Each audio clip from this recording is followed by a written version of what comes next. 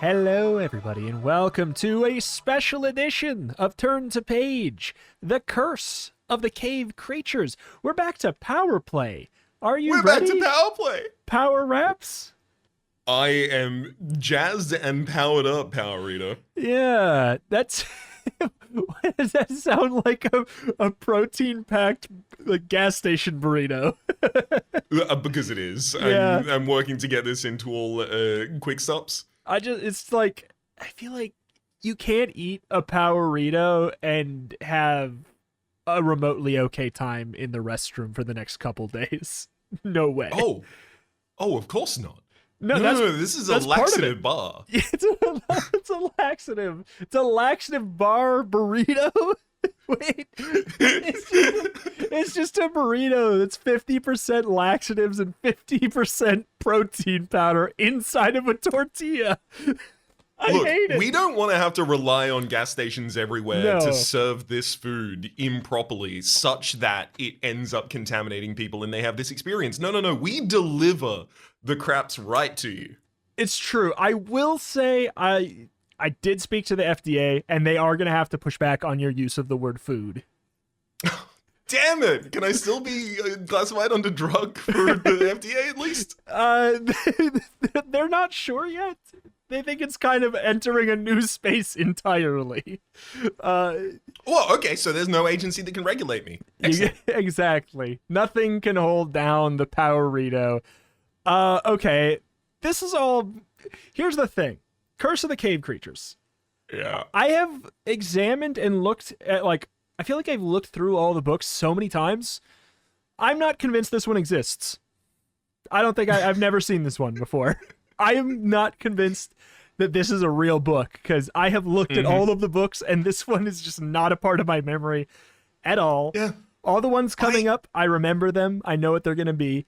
All the ones we read, I remember thinking about them at some point. This one, it's an enigma. Doesn't exist. Rito, I have a relatively similar experience, and I want to pitch it to you that it might be, because The Curse of is a relatively, standard kind of, horror opening.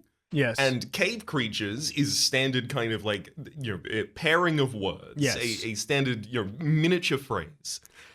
Those two are, however, extremely discontiguous. So while Yes. I can remember The Curse of and Cave Creatures, I will never remember that you put them together. It's true. I will tell you, if I had seen the cover of a grizzly bear, I definitely would have remembered it, though. I like this guy. Oh, 100%. His arms are outstretched in a fashion, his talons at the end of Yes. them. Fingers. Birds have talons, claws. His paw fingers, his feet, hand, claws, fingers Yes. are outstretched in such a fashion that he could be about to maul, Yeah. but he could be about to hug. That is true. My biggest confusion about this cover is there's like this glow coming from him, as if he is emerging from a portal in the cave wall. He is. And I don't feel like that is actually what's going on here. I think that the artist made this bear and was like, I didn't get paid enough to draw the rest of the bear. I genuinely feel like that's what happened here. Is like, I don't really know. You didn't pay me enough to get the reference for what a bear foot would look like, or a bear hiney or body. So it's just I'm a absolute master at torso up bear.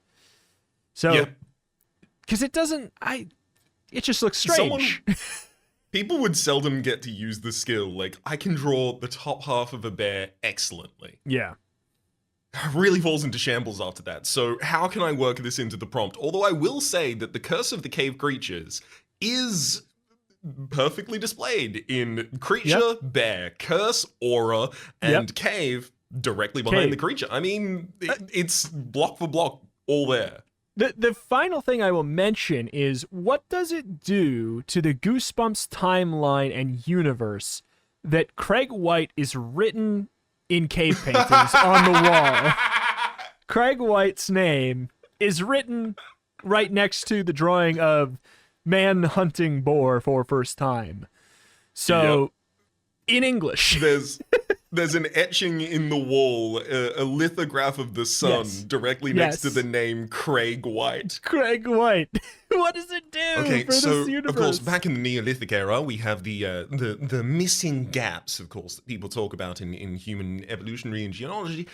We have Homo pedalis over here. We have Homo erectus, obviously, much more familiar to us afterwards. In between, we believe there was this brief area of Craig White.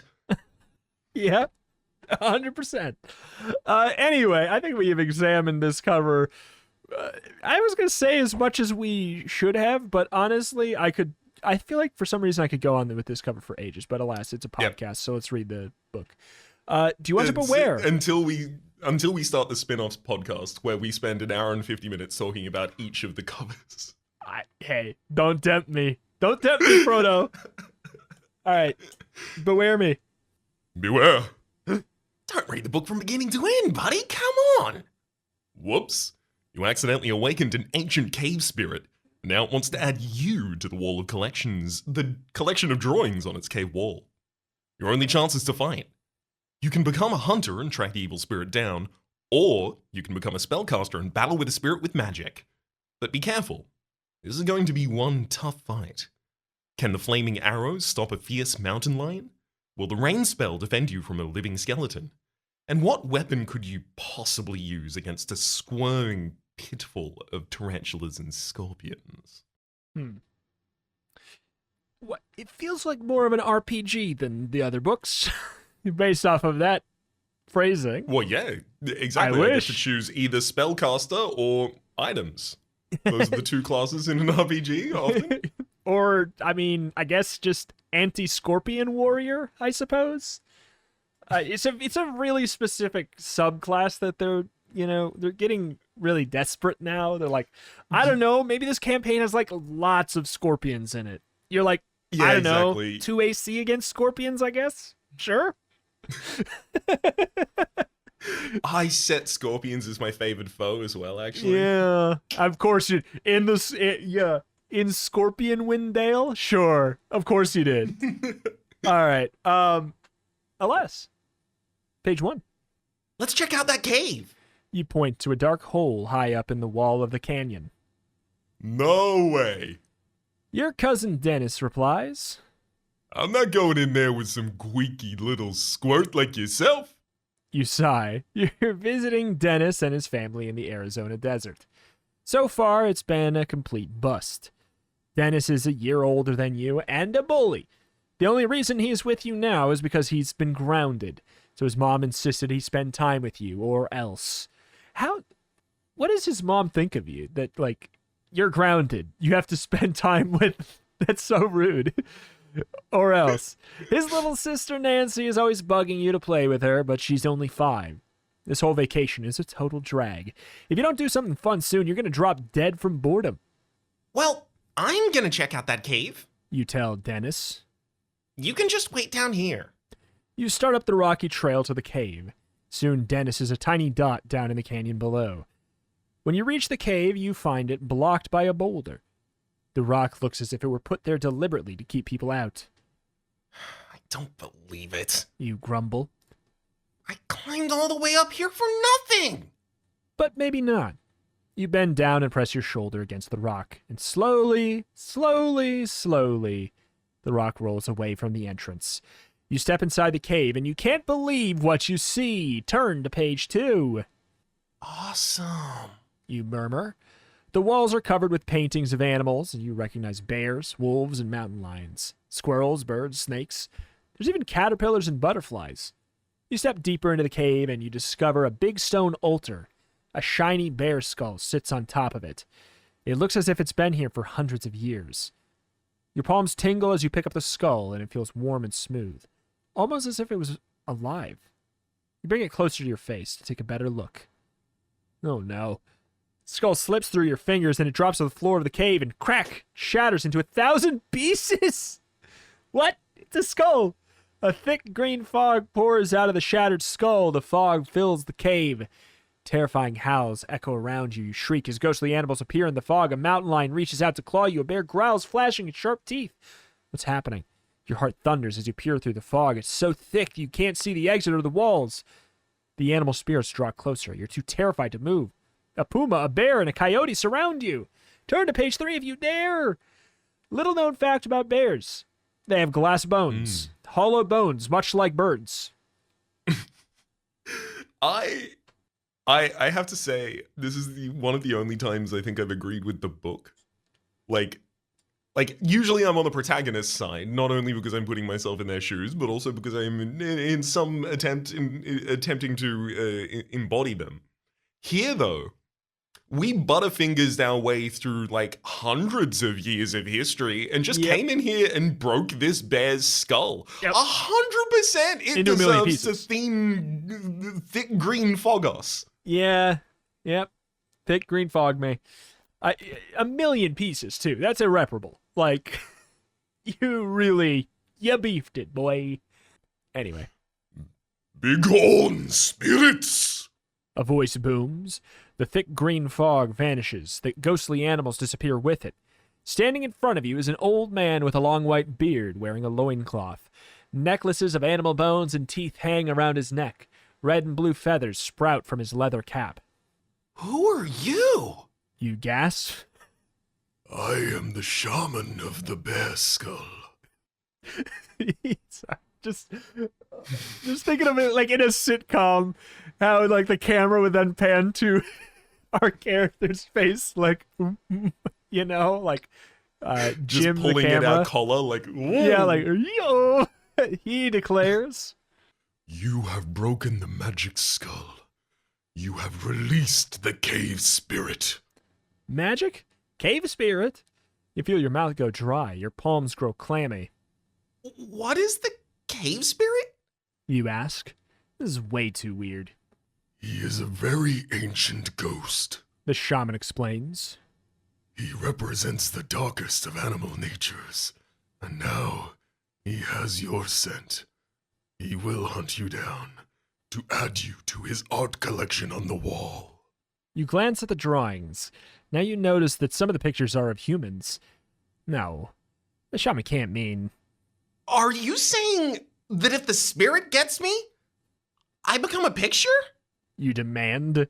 Your mind reels. This is impossible. That is correct. The shaman replies. And you will hang on a cave wall forever. No! You cry. It's not fair! I didn't mean to drop the skull! The shaman narrows his eyes at you. There is one way out. To find out what it is, turn to page 4. There is only one way to escape the cave spirit, The shaman declares. and that is to duel him. To do so, you must be transformed into a worthy opponent. How do you mean? You ask. How? First, you must decide how you will confront the cave spirit. The shaman tells you. You may choose to become a hunter and hunt him down. In that case, the spirit will appear as an animal. But you will need to be very careful. All animals, even pictures of animals, can be dangerous to you. Sorry, that's a good sentence. You shudder. I tuck away behind me my Teenage Mutant Ninja Turtles lunchbox. Oh my god. They have weapons. And pizza. They're trained! They're trained in weapons. And they love pizza, and I don't have any pizza. No. And I'm Shredder! Well, hey, that's on you. What's the other way? You ask. You may become a spellcaster The shaman replies. and use magic to battle the cave spirit's powers. But this way is dangerous too. Magic can be unpredictable. You can't believe this is happening. How can you choose? Your heart is pounding so hard that you can hardly think. You will be allowed to take 4 tools with you. The shaman goes on. If you become a hunter, your tools will be weapons. If you become a spellcaster, they will be magic spells. Think about it very carefully, and then Tell me which form you will take. To be transformed into a hunter, page 5. Spellcaster, page 66. There's only one way out of this situation. So let me give you the choices. Okay. So what's your initial Here's a menu. Here's a menu. What would you like? I gotta say, like, none of the other books let us become a spellcaster. I know! This is actually the first time in which we can intentionally wield magic, right? Well, we held the book. The book was magic. Yes. This seems to imply that we become magic. The book was magic in the true. Curse of the Magician. Sorry, this is I don't know if it's the curse of, but the curse of. The go back in time and there's no soccer balls for anyone. Yeah, that too. Yep. Oh, yeah, that too. I was talking about under the magician's spell. We wielded his magic book, and used it to perform some spells. Then. Very, very true. That But- being the one where we spend the entire time saving the puppy, and that worked out well. Yeah. Wait. Is there another That one was too? from Yeah, Mysterio, yeah. right? I think so. I guess maybe we've used a little bit more magic than I thought, but this feels so overt. This is like you become a mage, and I am interested Yep. in that. So let's go to 66 100%. then. Let's get our kicks on page 66. Oh, magic shoes. I'll be a spellcaster. Obviously, I'm gonna fight using magic. You tell the shaman. Whoa! Can't believe those words came out of your mouth. You have no time to lose. The shaman replies. The cave spirit is already preparing his powers against you. The shaman waves his hands in the air, and the cave fills with purple fog. A bright light flashes, and you feel a current shoot through your body. You are now a spellcaster. That was so easy. Yeah. Dang. Why are there not more? The shaman announces. He hands you a gold-colored stick the size of a baton. Here is your main magical tool, the wizard's wand. The wand feels warm and tingly in your hand. Will this kill the cave spirit? You ask. The wand cannot kill or disable, The shaman replies. but it will do what you ask it, if you use the correct words. But how will I know the correct words? You persist. The words are different depending on the circumstances. Always think before you speak. That's a big help, you think? How will you ever defeat the cave spirit? Is it too late to change your mind? You may also take 3 other spells. The shaman continues. Each of them has important strengths, but each must be used correctly, or they could backfire. Choose very carefully. Choose your spells on page 67. Each spell has a talisman to go with it. The shaman explains. A talisman is a magical object that causes the spell to work. Listen to the descriptions of the spells and choose. The shaman snaps his fingers, and a tiny sponge appears in his hand. The first spell is Rain. He says. This spell will unleash a torrent on your enemy, but if misused, it can cause a flood. To use this spell, squeeze the sponge and say, "Wet all over." He places the sponge on the stone altar in front of him. The next spell is Mini Spell. Oh, the shaman continues. He now holds a miniature skull. This spell will make your opponent shrink, but it can backfire and shrink you. To use this spell, hold the skull and say, "Small, small." These were very much like what's the first possible spell command that could come to your mind? It's like you asked a kid, quick, I need a spell that makes things, just causes rain, wet all over. Small. This These spellcasts are straight from the Rare Writers Room, circa 1998. Yeah. I'm trying to tell you that like it feels like Mumbo would recommend that I use these Yeah. spells to free Kazooie.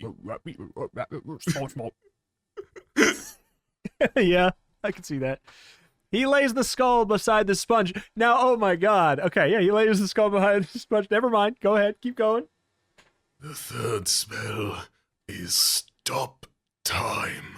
The shaman goes on. He shows you a tiny watch. This spell freezes time, but the amount of time it stops cannot be predicted. Guess what? That's right.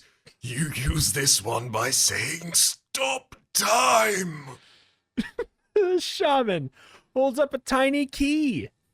This magic key spell can open any lock. To use this spell, hold the key and say, Open Sesame. The shaman glares at you, hoping you don't understand. Are you ready? He demands. Well, are you? If the answer is yes, go to page 124. So we get to pick 3 of these spells, and there's 4? Yep, there's only one of them we don't get to take. So I guess we should probably talk about which one we don't think we should take, right? Easier Yeah. than ruling 3 in. I mean, so we know that it was like, will rain help you with skeletons? We had that. And then there was, what was the other one? There was scorpions. They didn't say how to solve the scorpion situation. That might have been an item interaction on the other side. Yeah, that could be. So I don't know. It's just like they all. Okay, I'll tell you one that there is no downside so far that it explains for Open Sesame. You can open any lock, hold the key, and say Open Sesame. How is that going to backfire? How could that backfire? Exactly. I was thinking that while reading it. Like, what, you open up to everyone around and you're just walking around. Like, hey, I'm having a really tough day. Yeah. That's and then it honestly, just claws you in the face because he's a big bear. and that's a win. If you open up and they don't let you in, that's on them. And if then they claw you in the face, that's a double win. You don't That's have a to deal double with win. whatever your problems were before. You don't have to run the mile in gym class. You're fine. You've got new problems. You got new problems. You have much more important problems now that are way more deserving of your time because you're bleeding out on the floor, sweetie. Okay, so we should take the key, magic key Yes. spell for sure, just because I don't see how that goes wrong. I gotta say, stop time seems like it's in the realm where it's overpowered if it's useful, and the drawback would make it completely worthless. Like it's like one of those superheroes that is extremely powerful, except for when there's oxygen in the air, and it's like yeah, well, like I think stop time might be useless. I think it might be the one I am least behind. I think that's the thing is I can just see there's so many Goosebump endings that have to do with like you sitting around forever or like you're trapped here forever. It's like one of their like I feel like every book has an ending that's kind of like that, and Stop Time is just begging for that. But again, I do agree. If it works well, it's probably the most overpowered one here. But it's Goosebumps. It probably will not work well very often. It's more ambiguous. The other ones are more straightforward. So you got those written down? I mean, realistically, we only need to really we can write down all of them, but we should probably advance. I guess that's true. After... I guess the book will just say. I'm just used to it being like we have 11 objects to choose from. It is time for your magical journey to begin. The shaman declares. Remember that each spell, except for Magic Key apparently, can be dangerous. If you use it incorrectly, it could be turned against you again except for the Magic Key. Now choose! Choose your 3 spells, spellcaster. Write them down in the list below. If you lose or destroy a talisman, you must cross it off the list. All right. All right. So I think we should definitely get key. Yes. I think we should. Honestly, I'm effectively just about to lay out exactly the previous working of I don't think the time stop one's worth a dang. Which Yeah. also apparently appears to agree with the person who took this book out and checked it into Yeah. this library. I don't know. We'll see. We'll see. That doesn't mean they were didn't successful. come back and They rub didn't out come anything back. else, exactly. Yeah. 125. You pick up your 2 talismans. The purple fog disappears. So does the shaman. For a moment, you wonder if you dreamed the whole thing, but the wizard's wand tingling in your hand proves that you didn't. It was real. You didn't really have to battle an ancient spirit. You stick the talismans in your pocket and the wand in your belt, and you head down the trail, feeling dazed. Dennis is waiting at the bottom. You took long enough. Shrink, he complains. I'm hot. Let's go swimming. No, I can't swim. Rain hint already. Mm-hmm. You remind him. Besides, I thought you didn't want to hang out with me. What do you mean, no? He demands. He takes a step towards you, clenching his fist as if he's going to hit you, and you take off running. He dashes after you. The two of you race back to Dennis's house. You speed through the door and up to your room. Luckily, you're a fast runner, but not fast enough. You hear his footsteps pounding on the stairs. You yank open the closet door to hide, but instead you scream. What do you see? Turn to page 70. Bullies in Goosebumps are always really funny because they act in ways that only like cartoonish bullies would. Like you said no to hanging out with this guy and he's like, that's it. Not only am I gonna like wind up to punch you, but I'm gonna chase you all the way home with that same intensity. That's like, if someone did that, if someone chases me for more than 2 meters, I'm assuming you would tend to kill me. Yeah, it's true. It's true. Like if I'm running 10 meters away from you and then you catch me, I'm giving up. I'm like, well, my life's forfeit. I wasn't fast enough. you win the fight. You become the leader. You wanted to kill me more than I didn't want you to kill me. Congrats. You are president, I guess. Elections via foot race. Now. Okay, 70. Staring out at you from inside the closet is a human skeleton. Obviously, Dennis is playing a joke on you. Very funny. You mutter when your heart stops thundering, but it starts pounding again when the skeleton steps towards you, reaching out with its long, bony hands. I've been waiting for you. It declares. It's been so bonely. I want you to join me. Yeah, right. You're impressed by the joke. I mean the prank. How is Dennis making the skeleton move? Be my pal. The skeleton begs, reaching out to touch your left hand. You jump at the icy touch and glance down. Your skin and muscles have disappeared. Your hand is only bones. Give up? The skeleton goes on. Everywhere I touch, you will become like me. No! You screech. With horror, you realize the skeleton is no joke. It's real. It's been sent by your enemy, the cave spirit, and then you remember your magical tools. So quick, choose one. Maybe you could shrink the skeleton so it can't touch you. Mini spell on 11.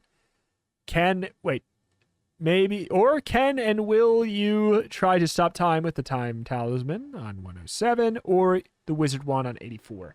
So basically, shrink or wizard wand. I mean, It I said kind of want to see what the wizard one does by itself. Me TBH. too. It said that it can't kill or disable any threat. So Well, it said I it don't know can't what do that by itself. Yeah. That you need to use the words. So I wonder if we It gesture sounds- it. If that's the That'll thing, come is it to us? sounds overpowered. It sounds like we could just do anything else, just be like, make it go away. All right. You pull the wizard wand from your... Did I pick the right one? Yeah. Wizard wand from your belt. Mm-hmm. You wave it at the skeleton and nothing happens. The skeleton takes a step closer, raises its long, skinny hands. You hear its bones clanking. Be my pal. It moans. Never! You cry. Why did the wand stop the skeleton, you wonder? Then you remember, you have to use the right words for the wand to work. make the skeleton stop moving. You tell the wand. The skeleton steps closer. Its bony fingers reach for you. You jump back. What are you doing wrong? Maybe the words are supposed to sound like the magic words? Like magic words, you think? Oh, Alakazam! You shout. Give up! The skeleton urges. Give up and be my pal! No, stop! Don't move! Go away! You cry desperately. No luck. Stop, skeleton! You call. As soon as the words are out of your mouth, the wand begins to become warm. The end you are holding starts to glow. It's working. The skeleton reaches for you, and you try and dodge its bony hands, but something's wrong. Your movements are so slow. Wrong end? The skeleton comments. What does the skeleton mean? Find out that you accidentally pointed it at you and your skeleton freezes on page 72. Huh? You're holding the wand by the wrong end. The skeleton points out. Duh, now you realize what's wrong. You're holding the other end. Yes, that was supposed to zap the skeleton, but you zapped yourself. You told the wand to stop the skeleton, and under your skin and your muscles, you are a skeleton. So it stopped you, skeleton. Now you'll be my pal. The skeleton declares, reaching out and touching you. You watch yourself turn into a pile of bones, and there's nothing you can do about it. Too bad, spellcaster. You tried your best, but this time the magic just wasn't there. Well, It was there. That was like it was a huge part of the problem. yeah. But I think we've learned, we don't have to have effectively, Wizard's Wand is try and come up with something to help you in this scenario, and the wand may meet you halfway. Yeah. So, I suppose we are going to be going to page 11 here. Here's the good news. Mm-hmm. If we find out that this doesn't work, then we know what 3 spells we need for the book. That's true. So it's probably going to work. You reach into your pocket and grab the tiny skull talisman for your spell. Small! Small! You cry. The skeleton keeps moving towards you, but it also starts to shrink. Be my pal. The skeleton moans, but its voice is no longer scary and commanding. Instead, it's a tiny squeak. The skeleton only comes up to your ankles. Its head the size of a walnut, arms are like toothpicks. Get out of my way! You shout. You feel big and powerful. You kick the tiny skeleton, big man. You big man kicking the tiny skeleton, big boy. It flies apart, bones scattering all over the room. They break into tiny pieces, 1 million in fact. Your hand begins You to hear the tingle. sound of a strike in bowling. You glance down, the muscles and skin are growing back. Soon your hand is normal again. You sigh in relief. You've defeated the cave spirit, and you bowled a perfect game. For now. Before you have a chance to think about what to do next, the door to your room bangs open and Dennis bursts in. There you are! He exclaims. If you won't go swimming with me, I'll make you sorry you ever came here. Go to page 47.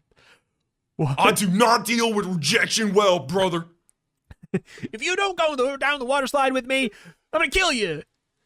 I'm gonna put your head in the head hole. Bye. And he starts crying, runs. You back away from your cousin. Dennis? You say, I don't swim, remember? Just ask a friend instead. if you have any, you add silently. I'm grounded. Dennis replies, You're the only one my mom will let me hang out with because you're a guest. Sorry, you answer, but I have other things to do. like battle an ancient ghost, but you don't tell him that either. I was trying to be nice to you, and this is the thanks I get? Dennis starts towards you, his face distorted in anger. What a jerk, you think. But you know he can hit hard, so you take off down the stairs. In case he's nice to you. You hear Dennis clumping along behind you. The bottom of the stairs, you have to make a decision. Out the front door to the park across the street, or maybe you'll have a better chance of losing Dennis by heading out the back door and into the desert. Hide in the park on page 71, or head for the desert on 87. I was trying to be nice to you. I told you to put the money in the bag or I'd shoot you. What's not cool? Just like, I could have just shot you. I said do this or I won't. Do this or That's I will. nice. That's nice. Sorry, I'm working through this. All right. Head to the park or head to the desert? My only thought process with this is like, what spells do we have? What can be helpful? Desert, it can be helpful to have water. But also, with the whole, like, 2 times mentioning it now, I'm starting to feel like maybe we shouldn't have picked the water spell. But, hey, we'll see. I don't know. I don't know. My only lean at all is the desert and rain, which Yeah, I have maybe that feels lean. too obvious. And I also have the lean of, like, where are you going to find scorpions? I do know that there's supposed to be scorpions in the story at some point.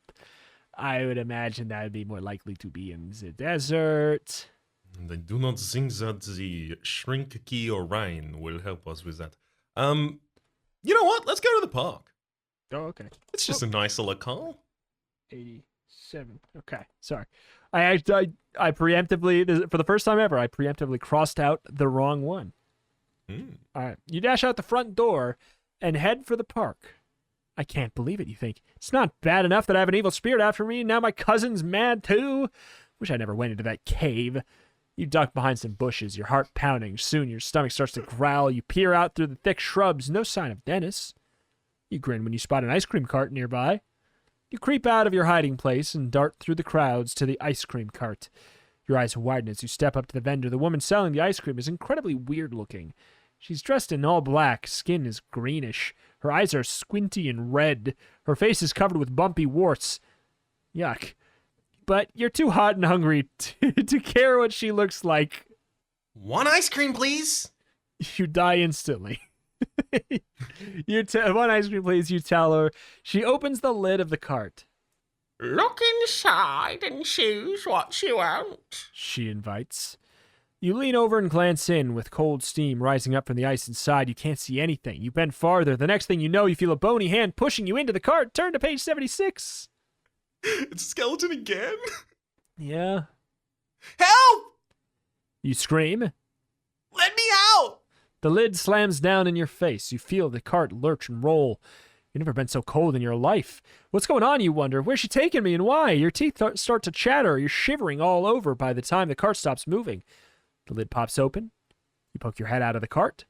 Your eyes widen as you glance around. It's like a glance dance. And all around you are thick, dark woods. There's no sign of the ice cream lady, but you see the ashes of a campfire. You're freezing. Climb out of the ice cream cart and head for the fire pit, noticing a white circle drawn on the ground. You step inside it and use your scout training to restart the fire. You have to warm up. You hold your hands out over the flames, trying to figure out what's going on. Where am I? You wonder. How will I ever get back? And where is that ice cream vendor? You hear a cackling laugh behind you as you whirl around, and the ice cream lady's standing there at the edge of the clearing. Figured it out yet, kiddo? She snarls. I'm a sorceress, and you're my prisoner. But where'd the ice cream vendor go? And where's my ice cream? Where's my ice cream? I don't get it. Go to page 35. 4, 3, 2, 1. Drop that beat like an ugly baby. But It's the first game by Deja Vu Games. you stare at the sorceress in shock. Then you remember that a sorceress is a magical being. Quickly, you say one of your spells and nothing happens. Oh, thought you could outsmart me, did you? She laughs. But you were standing inside the magic circle. No spells will work in the circle. Then I'll get out of this stupid circle, you think? You dash away from the fire, and wham, you bang into an invisible barrier, stumbling backwards from the force of the impact. Let me go! You demand. You rub your head where you hit it on the barrier. I never did anything to hurt you! You are an enemy of the cave spirit. The sorceress explains. I will turn you into a frog and give you to him. He has promised me a reward. The sorceress raises her hands.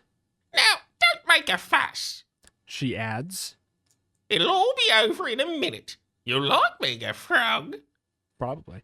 Somehow you don't think so. But what can you do? You're trapped inside the magic circle. Maybe the magic of the wizard's wand is strong enough to work inside the sorcerer's circle. Or maybe you should set the wand on fire and use it as a weapon. Okay? I mean, that might end up being correct, but I don't know I- about that. I hate that it could be... I hate that it could be correct. To set our magic wand on fire and hit her with it. I guess like the talismans are independent of the wand, so we don't lose our other spells. They are. It is also just like I feel like we have to go to 78 first because I feel like I couldn't live with myself if I said yes. The first choice we should make is to set our wand on fire before the book Yeah. tells me that it's the only correct idea. That's like I just would not. I just couldn't. So 78. Uma Gooma Tommy! The sorceress intones. Uma Toda Boda! You wave the wizard's wand. Let me get out of here! You cry. You take a step. Bam! You bang your you bang your head into the barrier. Break circle! You instruct the wand, taking another step. Wham! No luck. The wand isn't working. Uma Gooma Froggy! The sorceress declares. Your skin feels tighter. You glance down at your hands. Oh no, green and black spots covering them, and not the normal ones. You're transforming. In desperation, you hurl the wand at the sorceress. Our options are throw the wand or set the wand on fire and hit her with it. This is crazy. In desperation, you hurl the wand at the sorceress. She opens her eyes in surprise. Then she grins an ugly, evil grin. Oh, perfect! She declares. I couldn't complete the spell until you dropped the wand. Now I can finish. Gooma Fly! Pop! The air around you seems to explode. What? You're falling. When you land, you gaze up. The sorceress towers above you. You open your mouth to scream, but all that comes out is... Ribbit. Ribbit. the end. Setting your wand on fire is actually the correct choice. Woo! Honestly, I'm thrilled to see it. I'm I'm- so glad it's not just a random option. Yeah, no, I'm happy that it's right, but also it's like I just couldn't pick it first. I could not bring myself to pick it until the book says that it was the only choice. Very fair. All right. Terror shoots through you. This is setting the wand on fire. You know, the logical choice. None of your spells will work inside the magic circle. You're completely powerless. Unless you thrust the wand into the campfire. The tip blazes up. Oh my Gooma! The sorceress intones. She started the spell. She's going to turn you into a frog. Your heart pounds so hard you wonder if she can hear it. You lunge at her with the flaming wand. The sorceress jumps back with a shriek. What are you doing? Hey, fire stage, what the hell are you doing? Whoa! She demands. You put someone's eye out! Put that thing out! She seems afraid. Your heart beats faster, this time with hope. Let me go! You reply, your hand shaking, but you wave the burning wand at her. No! She shouts. Now you put out that fire! Seeing her cower makes you feel braver. If you're so powerful, put out the fire yourself! You taunt. I can't. She admits, her voice trembling. I can't go near fire. But if you put it out, I promise I won't change you into a frog. And sorceresses can't break promises. It's another rule. Huh. You heard that before. Maybe you can trust her? Put out the fire on page 80 or hold on to the burning wand on page 12. Rito, Oh boy. Rito, I have the unbreakable logic here. Yeah. She lied to us about the ice cream. Oh my god! She was a sorceress then and she lied about the ice cream. Oh my god! You cracked the code! Page 12, I don't care. Page 12, and if it's the end, then it's actually a good end secretly. I'm gonna keep holding on to it. You've unlocked the secret good ending if it's not the good ending. Forget it! Suddenly, ice cream appears. Oh no, your logic. You exclaim, you grip the blazing wand tighter, waving it at the sorceress. Stop it! She shouts. You're going to ruin the magic circle! Thanks for the hint, you think? You wave the wand over the circle and the line of the ground blazes up and disappears. You're free! The sorceress shrieks, her face twisting in horror. She turns to run, but before she takes a step, you touch her with the burning wand. Her black clothes burst into flames. She screams in agony, then poof! She dies! You killed her! You gasp. In her place swirls a towering whirlwind made of fire and blood. It snaps and crackles in front of you. The heat so strong you have to move back. Your hand shakes as you grip your flaming wand, and a face appears inside the whirlwind. With burning yellow eyes and a black charcoal mouth, the mouth opens and begins to speak. Hear what it has to say. On page 82. Killing someone who's just going, no, please don't, does feel bad in a Goosebumps book. However, she didn't give us ice cream. Yeah. Yeah. This all could have been avoided with This one could have been avoided scoop with of one Napolitano. Yeah. I mean, hey, would it kill you to give me a mint chip? Anyway. And I only want the Napolitano from the center. I only want strawberry, but only from the Napolitano. Yeah, you better give me a scoop of Rocky Road or I'm going to splatter you on this Rocky Road. Okay, 82. I am the fire spirit. Uh-huh. The whirlwind roars. Prepare to burn. You watch in horror as the whirlwind grows, arms of fire. It scoops up a huge ball of dead leaves, and the leaves burst into flame. The fire spirit throws a fiery ball into the air, and when it lands, it ignites the trees behind you. You're too terrified to move. All you can do is stare as the fire spirit blows long flames out of its mouth, hoping that you had a water spell. The trees to your right catch fire, blowing more flames in the other direction. If only there was anything you could do. Birds and animals scatter in panic. The sound is deafening. You cannot escape. The fire spirit roars, hoping you don't have a water spell. No! You scream. You turn to run, but where can you go? The entire forest is in flames. The heat's so intense you feel as if you could melt. Calm down, you order yourself. Think. You raise your wand. Stop the fire! You command. The fire spirit laughs. Your pathetic little wand can't defeat me. Besides, you burn the magic out of it. You stare at the fire spirit, your heart sinking. The wizard's wand is useless. Your other spells are useless too, unless... Did you bring rain? If so, you may be able to defeat the fire spirit. If not, your only hope is to run away. I mean, good news. We brought Great rain. news. Great And it's super news. effective. It's true. That's a 2 times bonus. We get an extra 1.5 if we're a water type. We can get same type attack bonus. We can stab. Like, I don't know. I'm just saying, I think there's a fair argument to be made that this might be a fire ground type. I think it's a safe assumption, depending what gen it is. Like, I don't know if we're at the physical special split yet, but I'm pretty sure we are indeed a special attack, focused character here.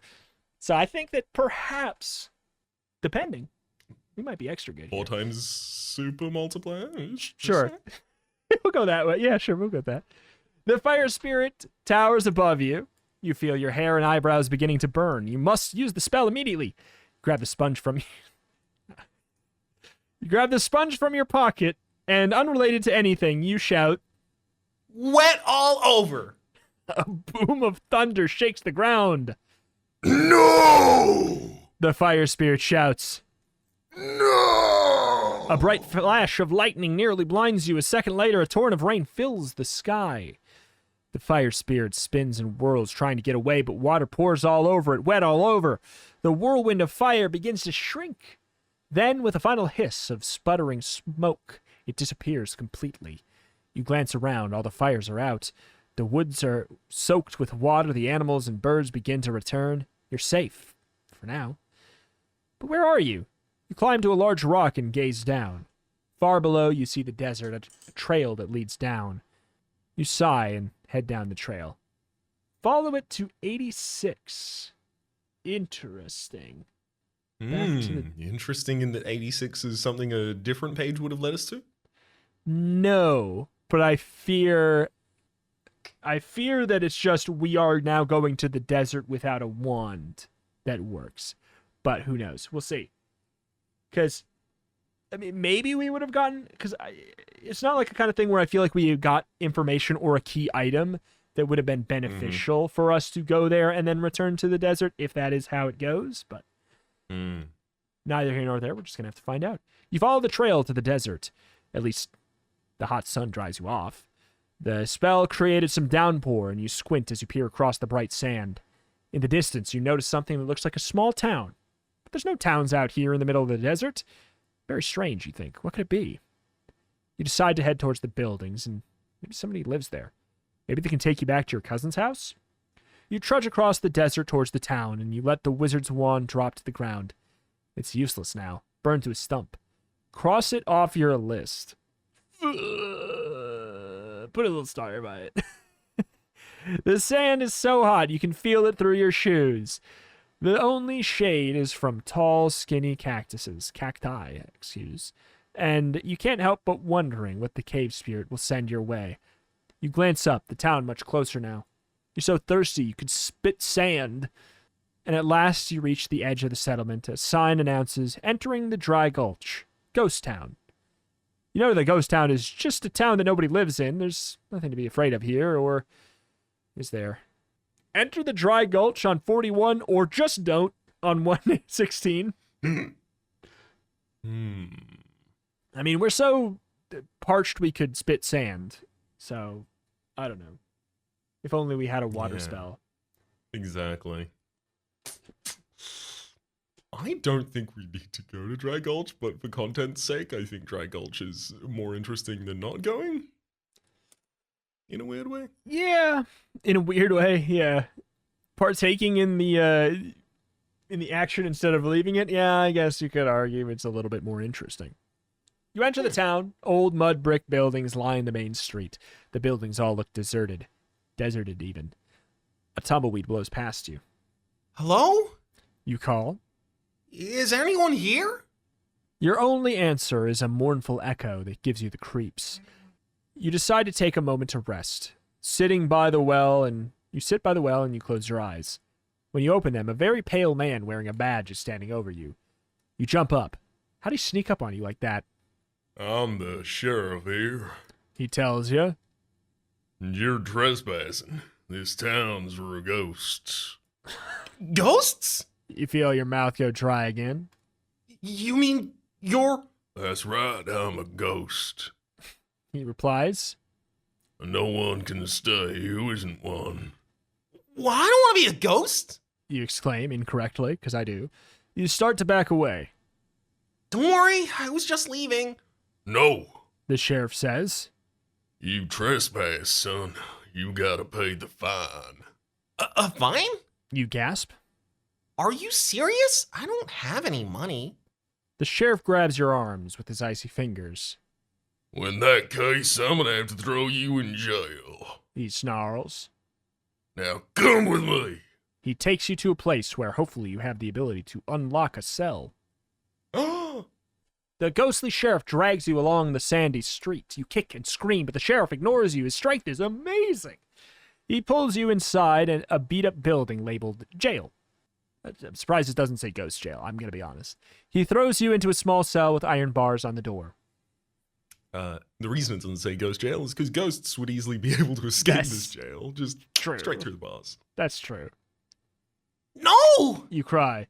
The sheriff slams the door and you hear a click as he locks it.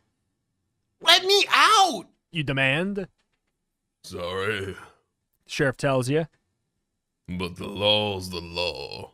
Maybe the cave spirit will let you out. The cave spirit? You stammer. Right. The sheriff replies. This here's his town.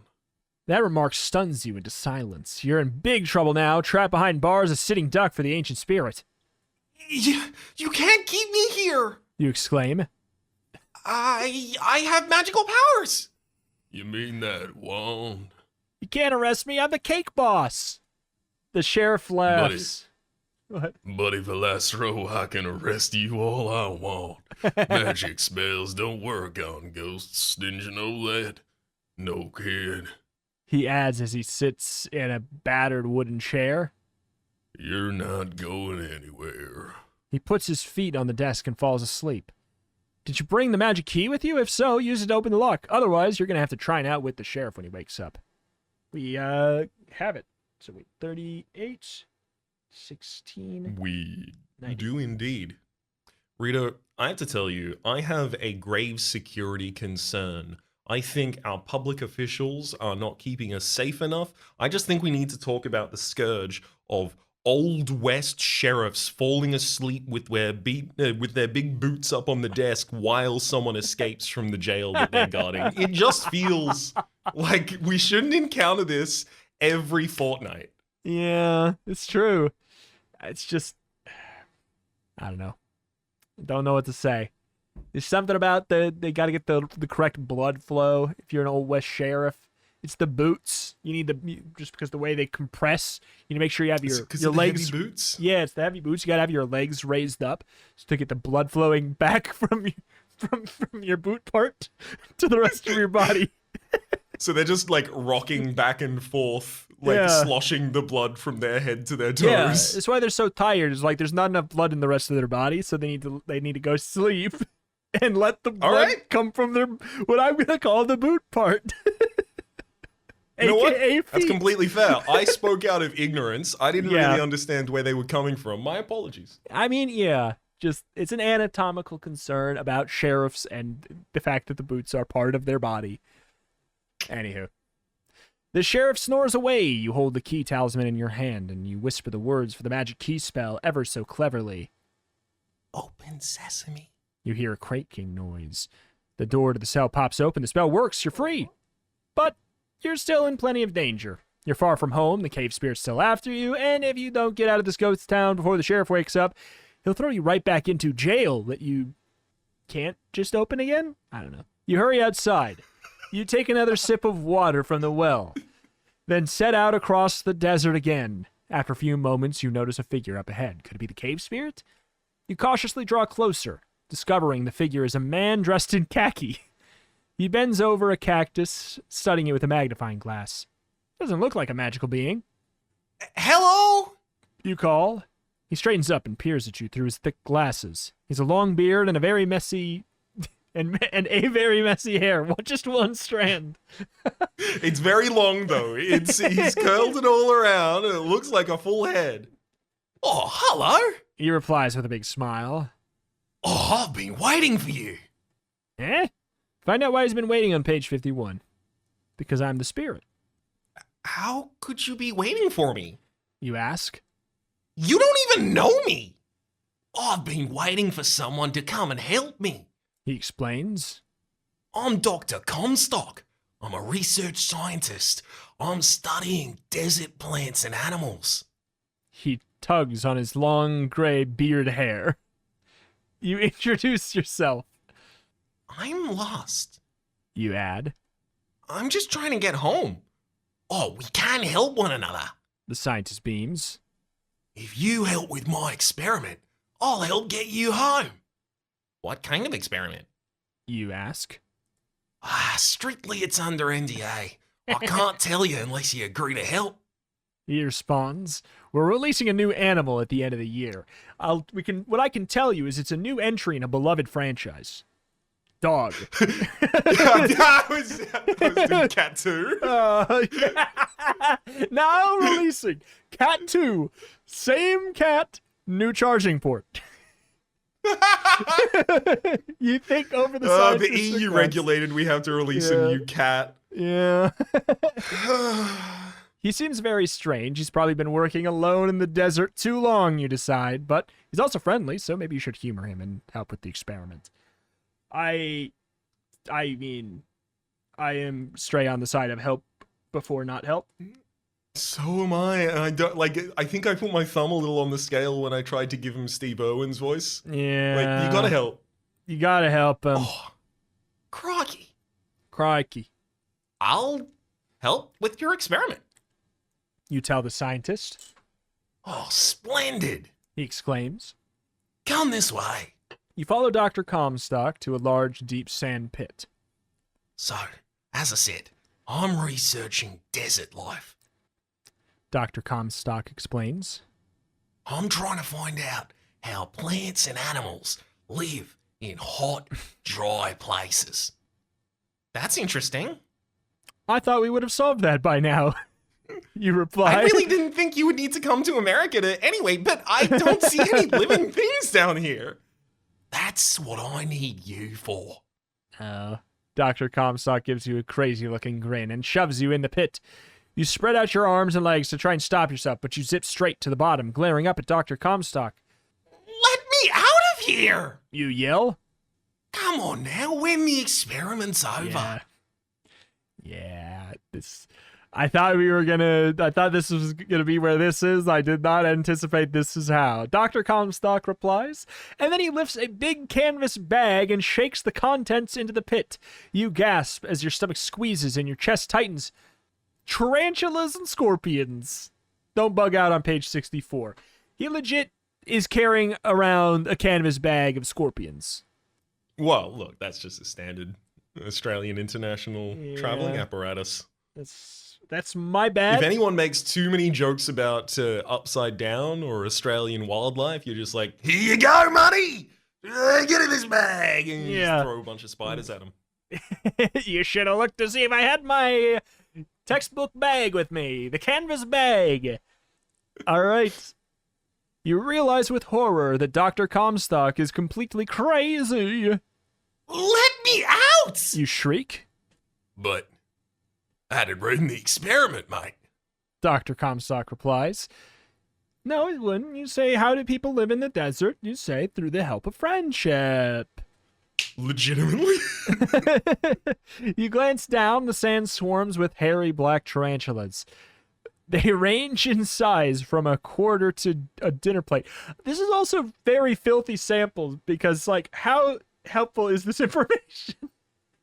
How long would a human live in the desert? Let's find out by putting him in a pit without any resources and covering him in tarantulas and scorpions. How long will a human live in the desert? I pull out a gun and shoot him in the head. It turns out like 1 millisecond. Do not go to desert. Underline 3 times. You will be shot in the head. You will be shot in the head. You glance down. The sand swarms with hairy black tarantulas ranging in size from a quarter to a dinner plate. The scorpions are even worse. They're not as big as the tarantulas, but their long, curved stingers drip poison. Your limbs... 1 second. This is an educational book, so I cannot let this slide. They drip venom. So these aren't scorpions, is what you're telling me. These are scorpion too. These are some sort of different arrangement. Poison, a creature is poisonous if you eat it and then you suffer. A creature is venomous if it stings you and then you suffer. Quick, eat the scorpions. Your limbs tremble with fright. You edge over to one side of the pit, trying to climb up the steep sides, but there's nothing you can hold on to. All that happens is your shoes fill with sand. The tarantulas and scorpions seem to sense you. They begin moving in your direction. You stand very, very still. Your only hope is to use magic, but what spells do you have? What should you use? Did you bring the Watch Talisman, page 19? You have your wand, 97. Rain, 102. To save yourself with the mini spell, 63. I'm like, this is not good choices. Yeah, no, I think we're on a full death path here. Because, rain, we just fill the hole and get killed. I mean, but if we could swim, rain to fill the hole to get out is actually like a legit actual answer, you know? So, Rito. Yeah? What do you know about cranberries? It's great band. Pretty good. It's very true. Pretty good raisin variety. Also, it's a fruit. Why? Yes. Honestly, 3 for 3.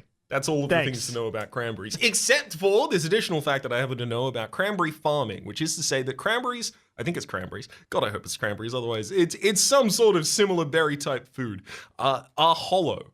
So in order to harvest them, the farmers flood the fields, Mm-hmm. which causes all of the berries to jostle off of the plants and then rise to the top, and people just wade through in giant things to pick up all of the berries. This, I promise, is about to be relevant, which is to say that they also, because they don't want to mix in a bunch of insecticide with all of this water that they flood the farm with, they use natural insecticides. So they flood their crops with wolf spiders. And then when they flood the crop itself in order to get the berries to come loose, the wolf spiders get on any dry land that's available, which is the farmers going through and picking up all of the berries. This is to say that if we are up to our waists in water, the dry land for all of these tarantulas and scorpions is us. Yeah. I don't know if the Ooh. book knows this story or this fact very well. I point you back up a little bit towards Poison v Venom, but we'll see. A good point, well made, but I do Yeah. fear swimming with spiders. Although Oh, I being a mean, mini hey, me us too. is our alternative, and Well, that's the we're just thing, gonna is- get eaten by them. That's the thing, is like, it's like we don't have our wand, so we can't technically do 97. Like, Mm-hmm. I mean, so basically we have to try technically with the spells we have right now and our inventory, we have to try rain or mini. We haven't used mini yet, so should we try that out first? Let's give it a go. Sure. Great, let's see how it goes. You reach into your pocket and grab the tiny skull talisman. Small! Small! You shout. The chittering sound of the insects grows louder. Terrified, you glance down at your feet. What a surprise! The tarantulas and scorpions are growing bigger, not smaller. Quickly, you say the spell again, louder. But the tarantula on your leg grows even bigger, grows to the size of a basketball. Then it becomes as big as a Great Dane, and its weight knocks you over. As you fall into the sand, the scorpion, the size of a mountain lion, approaches you. It waves its huge pincers at you. Its hooked tail drips green venom. In terror, you peer up at Dr. Comstock. Comstock. But the top of the pit is far away, and you can hardly see him. And then you realize what's happened. The insects haven't grown bigger. You've grown smaller. Burp, burp, goosebump. Mini spell backfired on you. Last spellcaster, you have some big ideas, but you're just too small to make them work. The end. Okay. Kind of how I thought that was going to go. 100%. Absolutely. It's like it was not a size changing spell, so it's not like a you get bigger, you get out of the pit. It's like what? We make the scorpion smaller and then we're fine because he's going to let us out nicely? I doubt it. I've watched the entire Honey, I Shrank the franchise, and I just really, like, if there is size-changing material and insects, I understand how they will interact. Yeah. So Let's head to 102 let's with the 102 rain with the spell. rain is technically the only one we should be allowed to do right now, and then we will have to make some adjustments if we want to continue, if this is a failure. You grab the tiny sponge talisman and squeeze it. Wet all over! You shout. A distant rumbling rolls through the desert. The sky grows dark. The tarantulas and scorpions are starting up your leg. You scream and kick them away. They crawl towards you again. Please let this spell work, please, you think desperately. A thick black cloud blots out the sun. Crack. A huge lightning bolt splits the sky. Rain pours down. It washes the insects off you. Water begins to fill the sand pit. You rush to the edge of the pit. Maybe you can climb the sides now that... Maybe you can climb the sides now that they're wet. Okay? But it's too steep. Water continues to pour in. Gross! Bodies of drowned insects float around you. Then the water rises to your knees, up to your waist. Rain saved you from the tarantulas and scorpions, but now it looks like you're sunk. Wade on over to page 109. That really sounded like Yeah, they've never heard of cranberry farming. Yeah, you haven't even eaten a cranberry. I'm such a fool for you. Oh my god. The water's up to your neck. You're sure you're gonna go to Drown Town? Stinks, you think? I'm the only person in history to drown in the desert. You tread water, but your muscles ache with exhaustion, and the floating bug bodies gross you out. The rain beats down on you, water growing deeper. You manage to keep your head above water. You reach the top of the sandpit, kicking over to the side and climbing out. Dr. Comstock stands in a puddle of mud, water streaming from his clothes down his mustache hair. Mike, you ruined my experiment! He cries. Too bad! You snap. Good thing I've got another experiment in mind. He cocks a gun. Dr. Comstock wheedles. Forget it! You shove Dr. Comstock into the pit. Splash! You head off across the desert as quickly as you can. You hear Dr. Comstock sputtering behind you. Forget that, wacko, you think? You glance up. The black cloud turns white and it stops raining. The hot sun dries you off. You spot a hill in the distance. Maybe if you climb it, you can figure out where you are. Find out on page 48. Yeah, Dry Gulch sucked. Yeah. It was literally just people trying to kill us. Yeah. But also, it's like it was a path with challenges, and I'm wondering if the other ones were just like failure, immediate, you know? Also possible. You trudge up the hill. Seems much higher than it appeared, and as you get closer to the top, your skin begins to prickle. Your hair stands on end. It's as if the whole mountain crackles with some kind of electricity. What's going on? You finally reach the top, but you're not the first person there. Gazing down at you is a tall man dressed in all black, wearing a black suit, black cape, tall black hat. He looks like a magician, his piercing green eyes gleaming at you. What took you so long? He demands in a booming voice. You shiver. It sounds as if several people are speaking at once. What are you talking about? You stammer. That was you. Wait, hold on. He laughs. A deep, terrifying laugh. You know well what I mean. I've been waiting for you ever since you disturbed my cave. Your heart begins to thud. Your cave? Oh, God, I'm ruining everything. Are you telling me? That's right. He thunders. I am the cave spirit. Now prepare to meet your doom. Turn to page 73 if you're brave enough. Whoop, we're not. All right, that's been turn to page for today.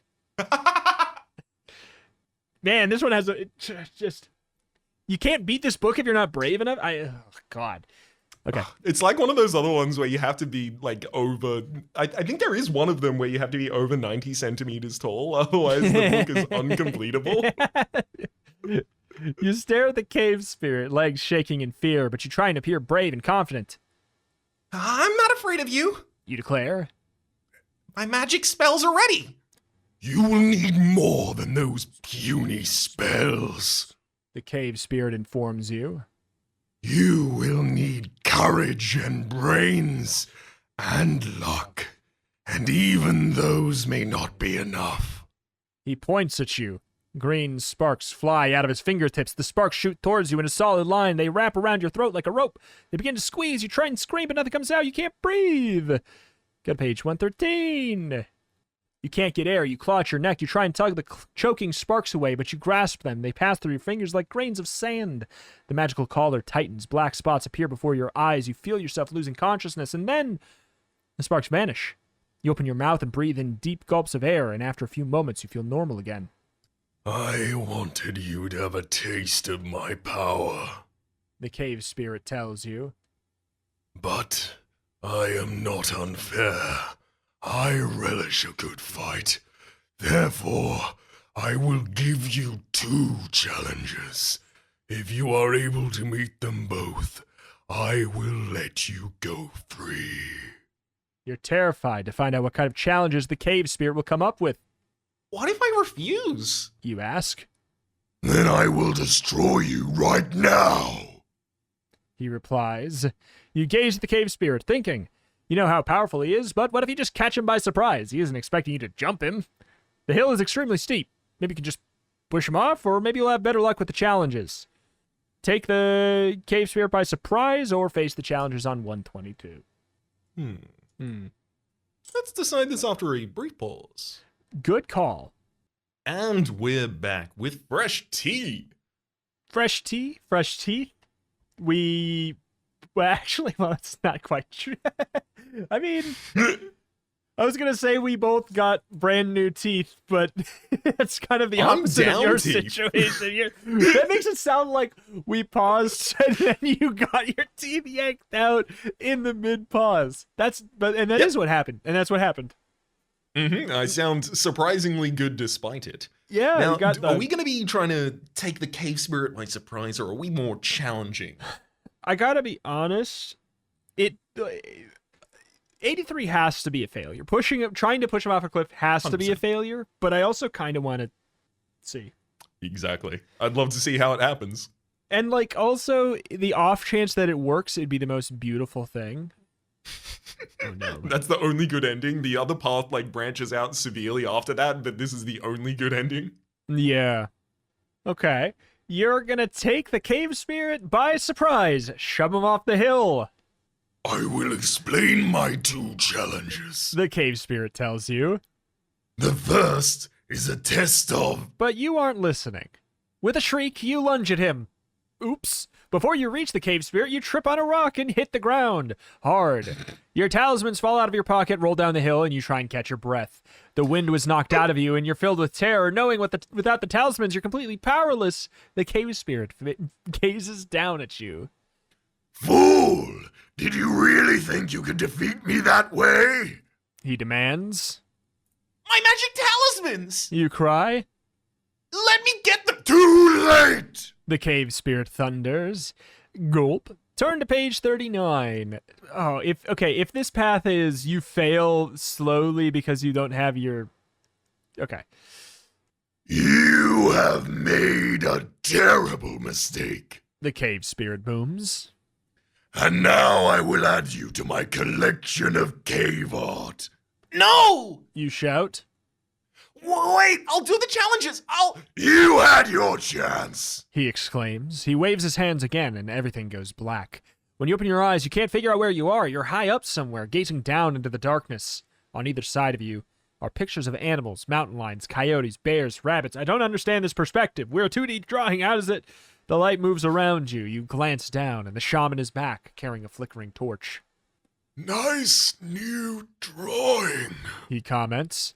You turn your head to see the drawing, but your head won't move. You seem to be paralyzed. The shaman continues to gaze upwards at the new drawing. Suddenly, you realize he's staring at you. You are the new drawing. The cave spirit is one. You become a drawing on the wall of his cave at the end. That's such a matter-of-fact end there. The cave spirit won. You became a drawing on the wall of his cave. The end. At least there's nothing up to interpretation. Yeah, they spelled it out for us what would happen if he won. We were going to be put on the wall as part of his collection of cave art. And then he did it. You lost. The thing that we said would happen if you lost happened. You dummy. I can't The end. hold it out against him. Yeah. 122 instead. It's like if if someone like is raising a knife above my head and then says like, I'm going to murder you. It's like, look, at least you warned me. Yeah, at least you're honest. Love an honest. It happens. You're getting mugged in the alley. He holds up a knife. I'm gonna kill you. Oh, we love an honest king. We stand an honest king. We stand an honest king. I'll face your challenges. You tell the cave spirit. You speak very loudly, trying to mask the fear in your voice. Brave child. He replies. Just keep in mind that no one has ever beaten me. I'm ready. You declare. The first challenge is a test of cleverness. The cave spirit explains. I will place you in a situation of terrible danger. You must find your way out. No problem. You hope you sound more confident than you feel. The cave spirit laughs. As you'll soon see, it will be a very big problem. With a bright flash of blue light, the cave spirit disappears. Once again, you're alone in the desert. You scan the area. You don't see any scary enemies. You don't notice any hidden dangers. Well, you wouldn't. Then they would not be hidden dangers. But okay, what could the spirit have meant? Maybe you think the challenge is to get home through the hot desert. Oh no. You glance around. You recognize the mountain near your cousin's home, and you start jogging towards the mountain. When you hear an ear-splitting howl, you glance up. Something that looks like a huge brown wall slowly moves towards you. Go to page 21. A huge brown wall! No wall! The howl grows even louder, starting to sound like 1,000 jet engines, and you realize you're starting to stare down a powerful dust storm. Speeding towards you, you glance around for a place to hide, but the desert's flat. There's nothing bigger than a cactus out here, and you can't hide in a cactus. The fierce, shrieking wind surrounds you. Sharp particles of sand whip against your skin. You feel as if they'll scrub the skin right off your body. You curl up in a ball on the ground, the fierce wind pummeling you. It rolls you along the ground, and you bang into rocks and cactuses like Sonic the Hedgehog. I wish it said it. The Rings wind pop out. The wind roars even louder. The storm is growing stronger. You open your eyes to slits, and you gaze around. You think you see something moving towards you through the thick, blowing sand. What is it? Can it help you? Or are you in even greater danger? Find out on page 120. You're in even greater danger. Below you is a picture of the thing that's moving towards you, but it's completely hidden in the sandstorm. To make it visible, choose either stars or circles, then fill in all the squares that contain the symbol you've chosen, ignoring all the squares that contain an S for sand. If you fill in the correct squares, they'll lead you to safety. So this is more or less a paint by numbers. Mm-hmm. Is it a camel or is it a Jeep? So basically, I mean, I'm going to be honest, we can basically just pick, do we want a camel or a Jeep? Because I understand very quickly that stars makes it look like a camel. Yeah, Well, it's difficult not to see that. It's clearly Star Camel owes Jeep, but Yeah. I mean, honestly, I don't know I which just one would don't be feel good. right trying to escape outside with a Jeep rather than a camel. Yeah, and it's also like, it could be an evil person. We've ran into lots of evil persons. That could be That's the true. doctor man. Who's in the Jeep? So let's go. Yeah, let's go to 45. I'd rather trust a camel than a Jeep. Mm-hmm. I don't want to do no brand placement, a brand activation for Jeep. Yeah, exactly. Sorry, we're talking about a four-wheel drive outdoor sports vehicle. Yeah, we would never. Turn to the page. Sponsored by Dodge. And Dunkin' Donuts. Dodge and Dunkin' Donuts and Dungeons and Divins and Diners and Drive-ins and Dives. And Dragons. I would love it if in the middle of an episode of Diners, Drive-ins, and Dives, is it? Yes, Diners, Drive-ins, and Dives. It's a tongue twister, even though it's not.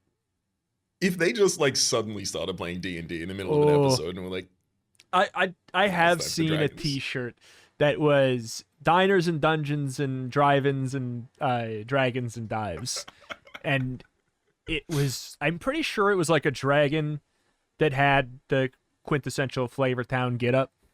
You know, Mhm. I'm pretty sure. Oh my. the frosted tips, etc. Yeah, indeed. 45. The creature approaching through the sand is a camel. Oh. As soon as it gets close enough, you grab one of its legs. The camel kneels down in the howling storm, and you curl up next to it. Its warm, furry body protects you from the blowing dust. A moment later, the storm stops. The sky becomes a bright blue again, and with a poof, the camel disappears. What? In its place stands the cave spirit. You were very clever that time. The cave spirit compliments you. But the next challenge will not be so easy. It is a test of your magical ability. Quickly, you review the spells you know. You're sure they aren't as powerful as the cave spirit's own magic, but you'll do your best. I'm ready. You announce nervously. So I'm getting a little... Sorry. No, sorry. I was just going to say you take the challenge on 123. Mm-hmm. I'm getting a little bit of a vibe that, like, what he wants us to do is appreciate animals.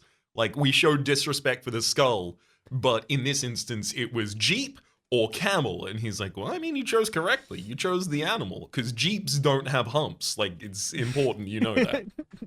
Yeah. Jeep have nowhere to store their camel milk. Well, Exactly. not the trunk. You could fit no camel milk in the trunk of a Jeep. That's already full of Jeep milk. It's I don't just understand. Where are you going to put the camel milk? I really want. Well, every time I go to the gas station and fill up my car, I want to say that. Could I get $20 worth of Jeep milk on pump 5? Do you need help? And I'm like, yeah, I need some Jeep milk. Yeah, I yeah. can't- I can't make my car go without some Jeep milk. Oh no, that's upsetting, and I love it. But yeah, I get the same vibe. But also, that challenge was if anything, it was like an eyesight challenge, right? Because it's just, did you see the camel or the jeep? Ah, you passed my test of seeing this thing in the sand instead. Congratulations. But hey, neither here nor there. I mean, I agree. If the message is be nice to animals, I'm in. This will be the easiest book of our life. 123. Now you must battle me one-on-one. All right, I don't know what this has to do with being nice to animals, but you must fight me one-on-one in knife combat. You For must the fight animals. me one-on-one in D_Dust2. To raise money for Mexican gray wolves. Anyway. Hey, it is a respect for animals thing. Yeah. The cave spirit declares. My magic against your magic. You may choose your favorite spell. Or you may face the challenge with a wand, if you still have one. He smiles down at you with his eyes glittering, and his glittering eyes send shivers down your spine. Think it over carefully. He continues. Then he stands straight up and bellows into the desert sky. Let the battle of magic begin! Oh, the time has come, spellcaster. How will you face this challenge? Do you have the wizard's wand? Use it on 52. Or pick your favorite spell and turn to 128. I don't like the fact that all of the spells go to 128. But I guess, I don't know. I Maybe don't that doesn't either. mean- But we don't have the wand, do we? We don't have the wand, no. Technically. But maybe it says pick your favorite spell and then turn to 128. Like, is that just flavor text, or do we have to pick our favorite spell? Because I think we I should. want to make this guy mini. Oh, yes. I I want like to keep that. him as a pet. Well, it's also the only spell that we have that wouldn't have been successful yet. Right? Yeah, that's true. So Wait, was Skeleton mini? Did that we not Skeleton kick him? Path killed us. Oh, you're Oh. right. No, we got a strike. Hmm. The wisdom I'm still teeth keen were on it. Let's removed, go to but you're 128. still so wise. Anywho, 120, 128? They removed my wisdom teeth, not my int teeth. Yeah, though, so yeah, we're all yeah, good. yeah. God forbid they remove your constitution teeth. Everything starts going to hell. All right, 128. Those are just the front teeth at the top, the two front. It's like, I needed those. All right, you reach into your pocket and pull out the talisman for your favorite spell. Spell. You hold it tightly in your hand. The cave spirit faces you. His face twisted in a hideous grin. He waves his arms in the air. Avada Kedavra! He shouts. Purple sparks fly from his fingertips. You shout the words to your spell. You know the ones. Wet every sesame. Open. Wet everywhere. Small. Small, wet. Wet, small, everywhere. Small, wet, everywhere. Stop time, just in case. Stop. Small, wet, everywhere. Time. It sounds like trying to use very limited language to explain to a coworker that you need someone to mop aisle 4. You're like, it's like you had an accident. It's like, I had a small accident in the bathroom and I need somebody else to take care of it. Stop. Small, wet everywhere. Time. Please. Point, gesture. All right. You say the words to your spell. It doesn't fill it in because it can be any spell, it looks like. But instead of your spell taking place, yellow sparks fly from your fingertips. You can't believe it. That's never happened before. And you've had these powers for like 20 minutes. You watch in astonishment as your yellow sparks and the cave spirit's purple sparks swirl together in a whirlwind of magical power. You're amazed to discover that your yellow sparks outnumber the cave spirit's purple sparks. You wave your arms. More magic sparks fly from your fingertips. The sparks tingle as they leave your fingers. The cave spirit stares at you in horror. Oh no! He cries. It's finally happened! What's happened? You ask. Your magic talismans have made you more powerful. He replies. more powerful than me. According to the legends, we must now trade places. That is how it goes. That whole page reads like a summary for an action scene in one of the recent Marvel films. My purple sparks outnumber your yellow sparks, and then there's sparks in this direction and in that direction, and then I say, oh no, you're more powerful than me. That happened. He's right behind me, isn't he? 132. Change places? You repeat. What do you mean? I will become you. You will become me. An all-powerful evil spirit. Wait! You cry. I don't want... But a rolling boom of thunder cuts off your words. Kaboom! You feel your body changing. You grow taller and thicker. You get ripped. You feel magic tingling all throughout your body like an electrical current, a protein powder. Suddenly, you are looking down at a kid. The kid looks a lot like you. In fact, the kid is you. And you're a tall, strong, powerful cave spirit. The former cave spirit gapes at you and then runs away. Wait! You call. Come back! But the kid is gone, and you find yourself thinking of all the evil things you'll do when you catch the kid. You think of all the evil spells you can cast. What a surprise, you think. You never expected to come to such a bad end. Different kind of bad. So this is bad about this ending. This is technically probably the evil route. And it is technically also the only one we can get because we decided to go to what? Which thing made us get rid of our wand? That was going to the village? That was meeting the witch. It was just before that. It was not going to the desert initially caused us to end up meeting the sorceress who ended up burning the wand. Well, we burned the wand and then we...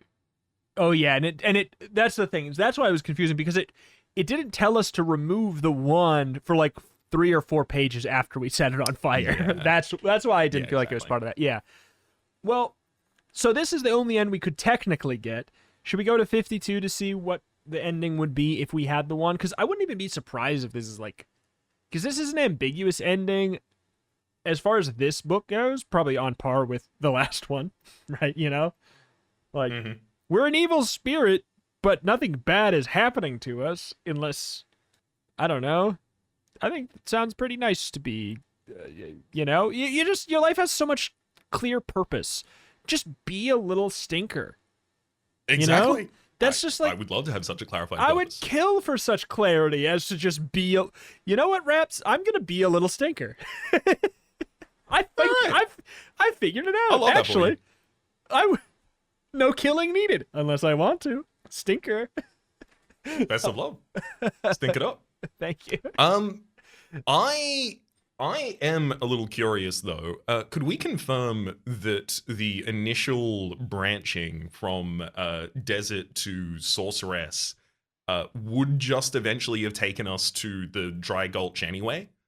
Because if that is the case, then there's effectively like a side path that we took that denied us some of our equipment.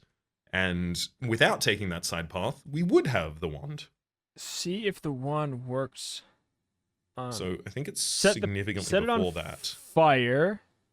No, because we hadn't set the one on fire yet. Oh, but you're saying not even going to the we sorceress in hadn't, the first place. Yes. Yeah, so I don't know how to find the page we were supposed to be at. Is there any choice above this on hold on. your diagram? It's because it's one of these annoying ones where it took us to a different page that took us to this page. So it's no, I don't. Let's pause for just a second to figure this out.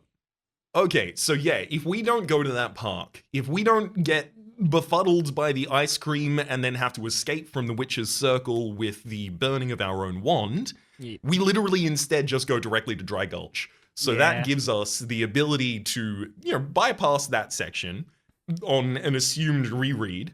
And in bypassing that section, still have the wand to brandish at the cave spirit. Basically, just very early on when we chose between desert and park, that's literally a choice between do you want to have the wand on the final page or not. So, hey, alas. 52 it is then. So we're on 52. We have the wand in the final encounter, and you stand facing the cave spirit, glaring down at you. You can practically feel the magic oozing from his fingertips. You hold up the wizard's wand. I'm ready. You declare. Then let the combat begin! The cave spirit cries. He raises his hands. Blue sparks fly from his fingers, and you duck out of the way of the sparks. Spark back! You tell the wand, and nothing happens. Cave Spirit sends more blue sparks showering in your direction, and you feel them land on your body. Each place a spark lands, sizzles. Your skin stings in pain. With each sting, you feel yourself growing weaker. Magic sparks! You cry, hoping for the wand to respond, and the wand remains a dead stick in your hand. The Cave Spirit sends more magical sparks in your direction. You want to run, you want to hide, but you know you must stay and fight his magic with your own. If only you can figure out how. You are no match for me. The Cave Spirit taunts you. He zaps you with another blue magic bolt. It knocks you to the ground. He stands over you, ready to deliver the final blow. And then you go to page 65. You only have a moment to think. You have to get the wand to work. Your life depends on it. Maybe if you say the magic words to all of the spells, it'll jumpstart the wand. Maybe you should just forget about the wand's magic and use it as a weapon. Decide quickly. So, okay, the annoying thing is, I think that there's a real possibility that we do just have to say all the magic words now, and we didn't need the wand, but this is like the proof that you have everything still. Check. Which would be, I wouldn't love that, but it could be the case. However, counterpoint, using the wand as a weapon is on page 69. That is a good counterpoint. I will say I also enjoy the idea of like brandishing a wand at someone and going, "Spookums! The spelly go whim wham!" And then they come closer and you're just like, you lean forward and it's just like a rapier pierce straight through them. Hey-ya! Yeah. Stab! Wet all over. I got stab! Yeah. So what do you want to do? I'll let you make the final stab. Or not. I kind of want to use all the magic words only because if this fails, it will fail spectacularly. That is very true because they all have such it was supposed to be, the whole gimmick was they all have the chance to backfire. So using them all at once seems haphazard at best. 59. It's stop small. You shout desperately. Small open! Time sesame! Wet all over! The cave spirit gazes at you as if you've just lost your mind. Nice spells, He remarks. but they don't work with the wand. I'd say it's time for you to become part of my art collection. No! You cry. No! Please give me... Shalakazam! The cave spirit bellows with blue energy flying from his fingertips surrounding you. You go numb all over. You feel strange, light weight, so light that you begin to float. Next thing you know, you're staring down at the cave spirit from a position high on the wall of his cave. You can't believe it. You've lost. You become a picture on the wall of the cave spirit's cave. The end. Another one where it just spells it out for you. Yeah, I gotta say, I was kind of hoping it was going to malfunction in all available ways at the same time in a fantastical fashion. You become a very small, frozen in time, very wet individual. And he just steps on Open. you. And you're open. And then you start pouring your heart out. Anyway, 69. You grip the wand tightly on page 69. Then you swing it at the cave spirit as hard as you can. You hit him in the shins. Ow!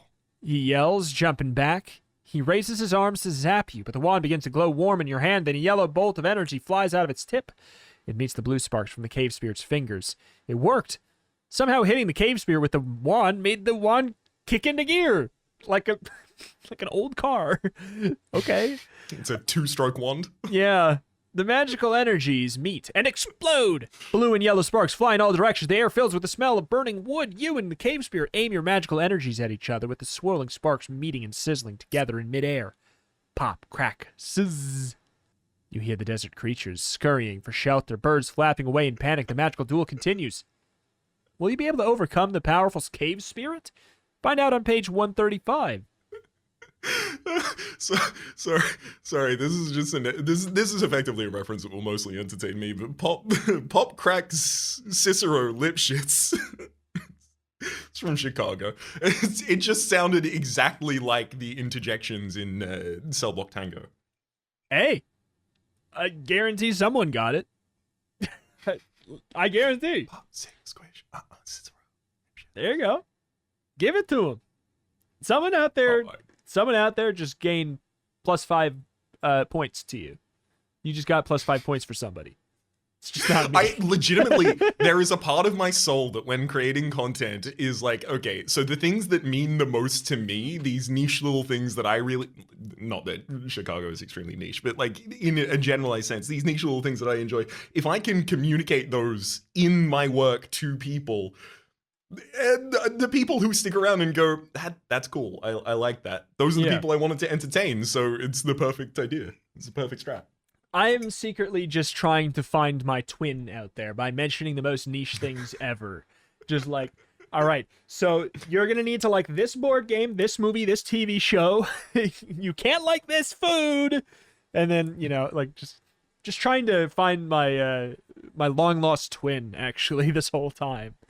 Wherever you are, I don't know if I have one, but I know you're out there still anyways. I know we all enjoy common things like, you know, Pokemon, Firefly, the TV show, Disco Elysium, being born in Kensington at 11:12 a.m. on the 11th of October, 1993. Yeah, to Mary Redson and David... I don't know, Babblebrook. We're all nostalgic about this, right? We all share nostalgic. We're all nostalgic about mom and dad. We're all nostalgic about being left at the fire station. Oh, yeah. Wait, I'm the lost twin. I missed that Wait, time. I'm the lost twin. Oh no, mom, dad. Okay, anyways, 135. You're not as experienced of a spellcaster as the cave spirit. You can feel yourself tiring. It's now or never. You take a deep breath. You focus all of your concentration, pointing the wand at the cave spirit. And a huge bolt of yellow energy flies out of the tip of the wand. It meets the cave spirit's blue sparks. The blue sparks bounce into the cave spirit. He exclaims. You smell an electrical fire. It's working. Okay. The cave spirit looks frightened. He backs up and you pursue him, holding the wand in front of you. Stop! The cave spirit calls. No, you win! But you know better than to trust him, so you send one final bolt of yellow energy at the cave spirit. He shrieks in fear as you kill him, murdered style. The air fills with a green fog. For a moment, you can't see anything. When the fog clears, you and the cave spirit are back in the cave. Aw, the cave spirit is trapped in your yellow energy bolt alive. The broken skull lies on the ground below you, and as you watch, the pieces move towards one another to join together. It can be repaired. I was wrong. The cave spirit dissolves into blue mist. The mist disappears into the skull, and you hear the shaman's voice echoing throughout the cave. Well done, spellcaster! The voice booms. It's all over. You've defeated the cave spirit. Return to the real world on page 121. Were we not in the real world? I guess I was under the impression we were in a real, slightly more magical world this whole time. I suspect that's more of a, this was out of the normal for you. Return to the real world. Well, if that happened, you hurry down the mountain back to your cousin's house. You find Dennis and his sister, I forgot about them, Nancy, waiting for you. You missed all the fun. Nancy tells you. Grandmother was here. She bought us all these presents and gave me a stuffed gorilla. Proudly, Nancy shows you her new toy. She got me a new boombox. Dennis adds, grinning. I can't wait to blast everyone in the neighborhood. Your present's over there. Nancy tells you, pointing. You head for a big box on the dining room table. You pick it up and pull off the wrapping. When you see what the box contains, you don't know whether to laugh or to scream. The label says, create mystical illusions with the super deluxe young person's magic and spell kit. The end. GG? GG? GG? Why would that make us scream? Ah, magic! Well, I mean, it's supposed to, like This is giving me a flashback to what just happened 12 minutes ago. 12 minutes ago, but also like we know fake magic exists already. Yeah. Presumably, we knew that magicians exist from the fact that we thought that the sorceress looked like a magician. So therefore, That makes sense. it's like, I don't know, if I was in a zombie apocalypse and then I just saw a picture, or like I saw that Resident Evil exists, I wouldn't scream at the concept that it exists, because it is less real than the zombie I faced. But okay. You know, I think I figured it out. I think I know why the scream is happening. Yeah. Imagine you want to become a doctor, right? So you go Yes. through the 3 years of preschool, and then 6 years of primary, and then another 6 of tertiary, and then you've got your 3 years pre-med, and then you've got your 5 years on rotation, and all of these kinds of things, right? And you get to the Yep. very end, and you finally become a doctor, right? And they're like, good on you, Dr. Rito, well Thank you. done, here's your stethoscope. And they Thank put you. that on, and then you open Thank a you. box, and the box just says, instantly become a doctor right now in 0 seconds. And you're like, no! What? I could have done it this Yeah. way? All this to That's say, true. they didn't take away our wand. They didn't take away any of the talismans. We are a mystical, magical wizard of all time, space, and dimensions. Yeah. And someone And, has just yeah. given us a little box of tapered cards that we can use to Yeah. fool our friends. You Like, can make this it is nothing to look me. like you got the coin from behind the ear. Whoa! Whoa, wacky. Is that your card? No? Oh. This trick's harder. That was awkward. That was awkward. Anyways. All right. Anywho, that was awkward. I like this one. And Me too. as far as if you're going to do this thing where you're like certain amount of like a certain decision will lock you out of being able to progress to the end, which it didn't seem like it, as far as we know, I guess, it didn't seem like it locked us out of getting to the end. We could have made it to the end with the items that we had. The issue was the decision that we made earlier. Yeah. And if it's just down to one thing where it's like, if you would have done this, it's like, it's easy enough to be like, okay, well, you get to the end. It gave us a closure ending, which for all accounts could have been a place where you would stop. And as a kid, like as a little stinker, such as I, as my life's purpose, maybe it would have been fine or even preferred that ending. Because like, oh, but now I'm all powerful. Like, oh, this is cooler. And then you could like be like, okay, but humor me, what's the good ending? Because it's just one page over. So I Yeah. like that system. As far as these ones, the last like 3, format wise, I like this one the best. Format wise.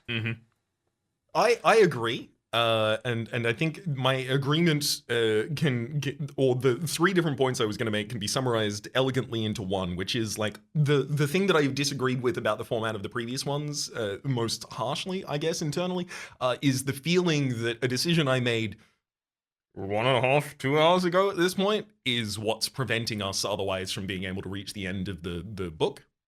Yeah, or even And- just an ending that would feel okay. Even. Yeah. And the fact that this didn't seem to be extremely stringent on our spells, like, like if we didn't go to Dry Gulch, I think the only spell we needed was Mini and Rain. Yeah, so like it's of the thing where like I wonder how many weapons are there? 1, 4. 2, 3, 4. So yeah, so this is what they did that was smart is there is only one way out, but there's only one way out twice. You only get one shot twice. Yeah. And I think that helped a lot with them paring it down and them not getting lost and caught up by keeping them so segmented, and it being there's only 4 items technically that you pick between. You pick the 3. I think that let them all have conclusions or ways to help you get to the end. Like maybe if we picked a different spell, we would have had a different way to avoid getting screwed over. If we picked the time stop one or whatever and we used it, earlier, maybe we would have been in a situation where we wouldn't have ever had to think about losing our wand. Maybe. Mm-hmm. Who knows? I don't know. But like Yeah. it opens up. It makes it a lot easier for them to not have plot holes, accidental plot holes, or have to basically. It's not that there was plot holes. It's more of like they used a lot of dirt to cover up and make really tall mountains into places there would be plot holes, so that you can't pass over them. Mm-hmm. They made mountains out of plot holes, basically. But alas, Yeah, so like the distance between mistake and death in this is as short as it's ever been in the special editions. Yes. But also, I'd like the distance between mistake and death to be slightly shorter in instances where it's like use the crucial material that is essential for the end of this path. Like that, Yeah. then having a way for you to get to the end of the path to then learn that material was crucial. It's not the thing I am the largest fan of. yeah, I don't. But I appreciate that this was mitigating that. Yeah, it's like if this was, and this is the thing about it, nice that it's a book and not like a video game. Putting yourself into the situation where you would have needed a save state in the video game, like 2 hours in, to then relaunch it. Like if you think about it in that format, like you'd be like, holy crap, this is such a bad game decision. Kind of. And then there's also so many games out there that are like, yeah, actually to get the true ending, you do need to, and it's kind of like that, but it feels like, and I think in the situation of a book, it feels different, but it's also easier to digest in this one because it is just, I think it's truly the same thing that's kind of annoying about it if it were a video game is not that bad here. Like it is all the way up until the literal end where you can just be like, okay, let me just hop the fence and look at the other path, like, and just look at the other world real quick. Like I think that's nice so that you could get that closure so easily instead of being like, okay, reload the save state, play through all the stuff that I already know because I just chose wrong here. All the way to the end, make all the same decisions, get to the end, yada, yada, yada. But in a book, you don't have to. You can use your imagination. You read the stuff, you remember it. You fast forward a lot. And in that way, this one didn't bother me. It's more of a conceptual issue than an actual in-practice issue for this one for me, I think. But agreed. Yeah. But I like it. I love this. I'm attached to this cover so much. I just scrolled back up to it. I'm so attached to this cover and its silliness. I want it on a t-shirt so bad. That's what I want. I want this as a t-shirt so bad. Like looking as though it's coming out of a portal on your shirt. Yes. Yeah, exactly. I like it. It's so good. Anyways, any other thoughts on the book before we move to the thank yous and such?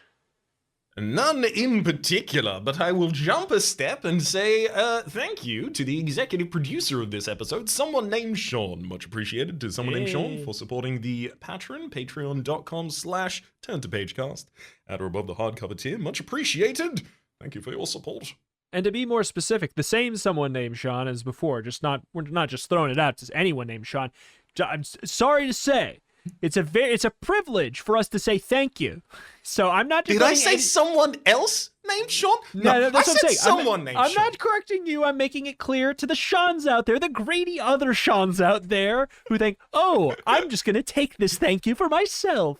No, other Sean, you don't get it. This is for someone named Sean. Trademark. And this is Sean Sean. I bet you're Shun. Yeah. Not even an A. You greedy little Sean, you. Anywho, thank you, someone named Sean, and a huge thank you to all the supporters on Patreon helping this be a thing. If you want to help this podcast, if it gives you any value in any kind, any amount, helps a whole lot. We have a mountain of costs of things that we have, paid for and got the books and got the intro and the art, stuff like that. That if you guys want to help support on Patreon, you are literally already, it's not that thing where it's like, where's it going towards? It's going towards the stuff that was already paid for. So if you want to help out, that'd be wonderful. It's like, but it's not needed it would be appreciated. And that's patreon.com/turn2pagecast. So huge thanks to those that already have. Huge thanks to anyone who would consider doing it in the future to help us do more cool stuff and expand and do other sillier, bigger things, basically. But alas, thank you everybody for listening. Yeah, that one. We'll see you next time. Bye. Adios.